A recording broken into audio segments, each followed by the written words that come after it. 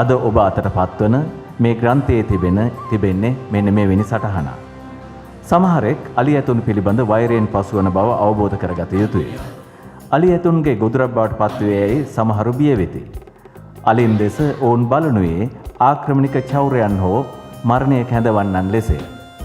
ඒ සමගම තවත් සමහරෙක් අලි ඇතුන් ජාතික සංකේතයක් ලෙස පිළිගන්නා අතර උන්ගේ පැවැත්ම ධනාත්මකව දකිති. අන්නේ ධනාත්මක සිතුවිල්ලේ ප්‍රතිඵලයක් තමයි අද ජනගත වන හෙල්ප් ශ්‍රී ලංකා තේමා ගීතය. ඔබට මේ අවධානය යොමු කරන්න. මොකද අපේ සමාජ යුතුකමක් වෙනවා මේ අලි පරපුර රැක ගන්න. එය ආරක්ෂා කිරීම සහ කුඩා බාල සියලු දෙනාම වැඩිහිටි සියලු දෙනාම මේ අලියට රැකවරණය දිය යුතුයි. හැබැයි අපි මිනිස්සයා ගැනත් හිතන්න ඕනි. අපි එක පැත්තක ඉඳන් පරිසරවේදීන් හැටියට අපි සත්වවේදීන් හැටියට අලියා ගැන කතා කළාට අපි මිනිස්සුયો අපිත් ජීවත් වෙන්න ඕනි. අලියයි මිනිහයි එකට ජීවත් වෙන්න පුළුවන් පරිසරයකට සහ අලියාගේ වෙනස හඳුනාගෙන අපි මේ සියලු පිළියම් යොදන්න ඕනි. ඒ වගේම එහෙම නැත්නම් වෙනත් රටකින් කියන දෙයකට නෙමෙයි අපිට ආවේනික දෙයක් තියෙනවා. අපි ආවේනිකව රැකගත්ත දෙයක් තියෙනවා. අපි දන්නවා අපේ රටේ ඒ අලි පිළිබඳව කතා කරන උදවි රාශියක් ඉන්නවා. අපි හැබැයි පොතපතෙන් දැක්ක දැනුමක් තුළ තමයි ඔබ අපි කවුරුත් දන්නේ. නමුත් අපි ඊට එහා ගිය ප්‍රායෝගික දැකපු දැනුම් සමූහයක් තියෙනවා. විශේෂයෙන් ඊළාලින්. ඒ වගේම වල්ලලින්ට වෙන්න පුළුවන්. එදා වල්ලලි ආශ්‍රිත ගම්මානවල ජනතාව ජීවත් වුණා එදා. හැබැයි ඒවයින් ඔවුන් බේරිච්චි යම් ක්‍රමවේද තියෙනවා. අපි ජනප්‍රවාදේ වෙන්න පුළුවන්. එහෙම නැත්නම් අපි පවත්තන් ආපු ක්‍රමවේද තියෙනවා. අපි ඒවත් බිඳලා අත්දැකලා තියෙනවා. නමුත් ඒවා ක්‍රියා කරන්නේ නැහැ.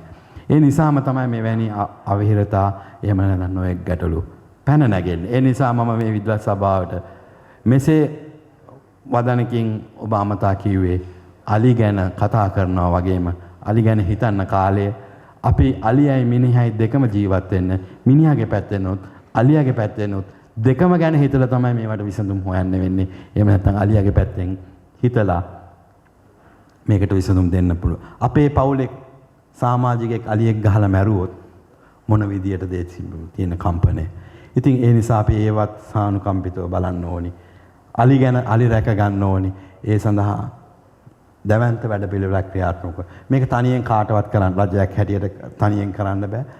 ජනතාව, ඒ වගේම මේ ආශ්‍රිත ජීවත් වෙන ජනතාව, ඒ වගේම මේ වනාලි කාලෙන් කාලෙට, ඒ කියන්නේ ආහාර තියෙන කාලෙට ආහාර නැති ප්‍රදේශ කරා යන්නේ නැහැ. ආහාර තියෙන ප්‍රදේශය අලි රැඳෙනවා. ඒ ප්‍රදේශයේ ආහාර හිඟ වෙනකොට ආහාර තියෙන පැත්තකට යනවා. වතුර හිඟ වෙනකොට වතුර හිඟ පැත්තකට යනවා. හැබැයි ඔය පිළිබඳව අපි අධ්‍යයනයක් කරලා තිබ්බොත් මේ පිළිබඳව අපිට ගත යුතු ක්‍රියාමාර්ග ගන්න පුළුවන්. ඉතින් ඔන්න ඔය කාරණා මේක ආහාර නිසා, ජලය නිසා, ඒ වගේම ඔවුන් ගමන් කරන මාර්ග නිසා තමයි මේ අලි කරදර එහෙම නැත්නම් අලි මිනිස් ගැටෙන්නේ. ඉතින් එය කාලීනව වෙනස් වෙනවා. ඒ නිසා මම හිතන්නේ අපි කවුරුත් ඔය පිළිබඳව අවධානය යොමු කරන්න ඕනේ. ඔන්න වගේ ගැටලු පිළිබඳව අවබෝධ කරගෙන තියෙන දත්ත ලබාගෙන වනජීවි දෙපාර්තමේන්තුව වෙනවා ඒවා පිළිබඳව විශේෂඥයෙන් වෙන්න පුළුවන්.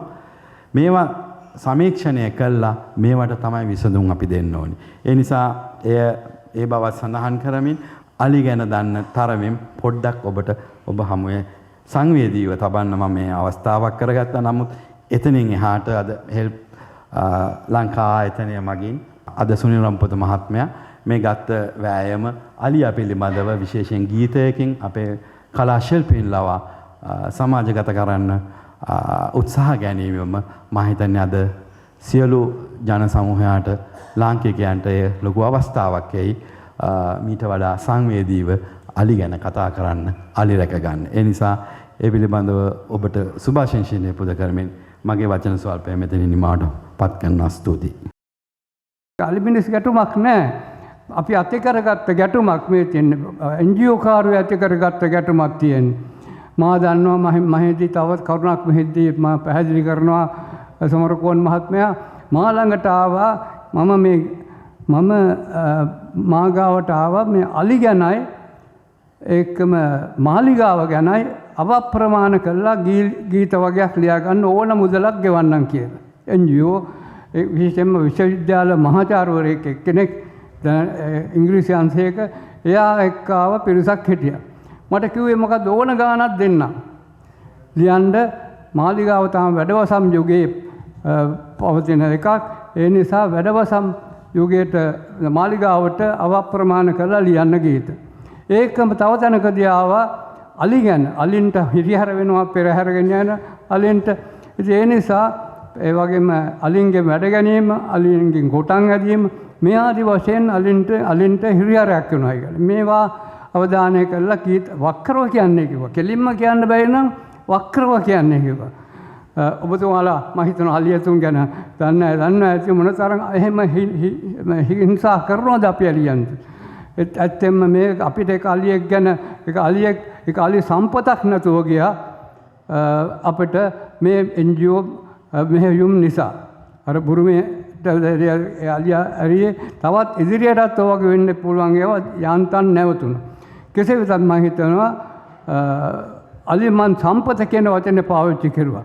අපේ සංස්කෘතියේ එහෙම සංස්කෘතිය විතරක් නෙවෙයි විශේෂයෙන්ම අපේ හැදියාව එහෙම නැත්නම් අපේ තිබෙන ශිෂ්ටාචාරය ගොඩනගලා තියෙන අලියා.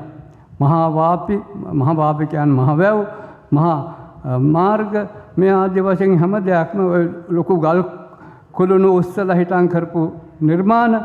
ඒකම අපේ තිබෙන සාහිත්‍ය, අපේ තියෙන වන්නම් සාහිත්‍ය, අපේ තිබෙන ඒකම චිත්‍ර කලාව, මූර්ති කලාව හැම එකකටම මුල් වෙන්නේ අලියයි කියලා කියන්න පුළුවන්. අලියා ඉතින් වැදගත් මෙහෙයක් කෙරුවා. ගමන කොමලයි ගජගා වන්නමක්ම වෙයි නගන ගැඹුරු කුංචනාද අපට උරුම වාසනාව අලියා